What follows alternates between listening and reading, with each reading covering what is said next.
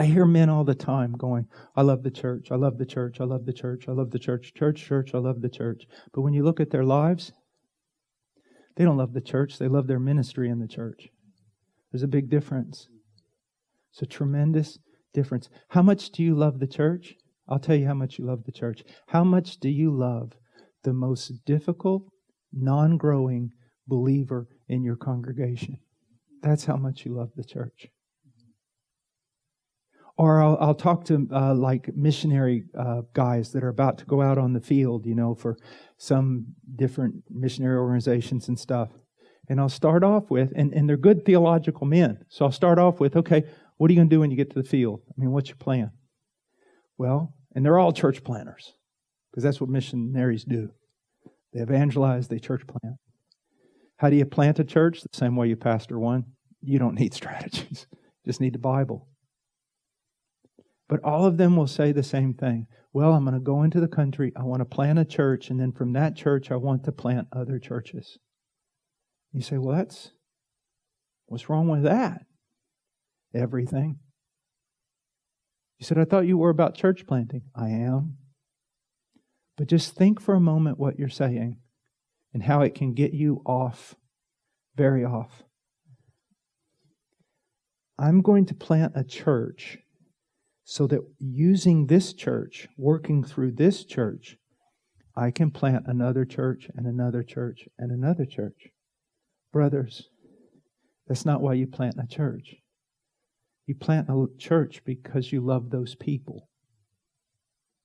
And you want to feed them and you want them to grow. That's why you plant a church.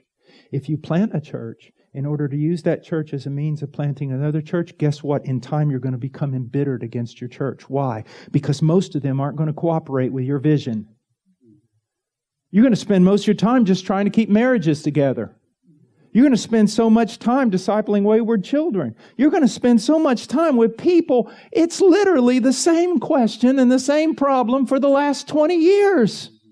And you're going to become embittered and angry and everything. Why? Because they're not cooperating with your vision. You have big things planned. So why do you start a church? You start a church because you love those people. And you want to feed those people. But, brothers, if you will, see, here's the thing. The kingdom is so invisible. It's so unapparent that if you will, I guarantee you, a man who has pastored 50 people faithfully, loving them, preaching the truth to them, rebuking them, visiting them in the hospital, encouraging them, saving them time and time again, that in the end, his life will have impacted the kingdom of heaven far more than the visionary. If I hear the word vision one more time, there's two words I can't stand. One of them's vision, the other one's radical. I don't like either one of those words. Well, where there is no vision, the people perish. That happened to be referring to the law. Where there are no revealed commands of God's will, the people run unrestrained. It has nothing to do with your vision. Do you see, bro? I want to exalt. I want to so exalt, because it's biblical to do so, the position of a pastor. But with that exaltation of that ministry, to also demonstrate how fearful it is. It is a fearful thing. And I see so-called pastors throwing people into the ministry. Throwing people to the mission field. Laying their hands on people as though they fear not God. They're the same they're not like Uzzah trying to steady the ark. They're wanting to peer inside. And so just look at this. You're going to be held accountable for the way you treat the bride of him who comes from Bosna. The one whose robe is covered in blood.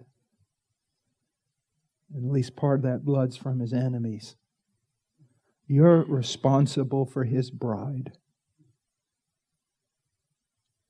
And sometimes I am so amazed on how the Lord will test me.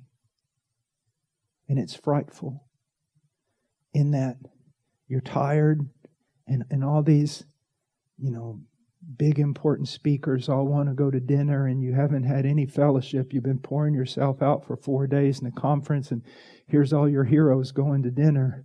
And then all of a sudden, some little man who just came to the United States from Ghana comes up to you and goes, I really need help. Can I talk to you? And you're like, and you're making a choice right there.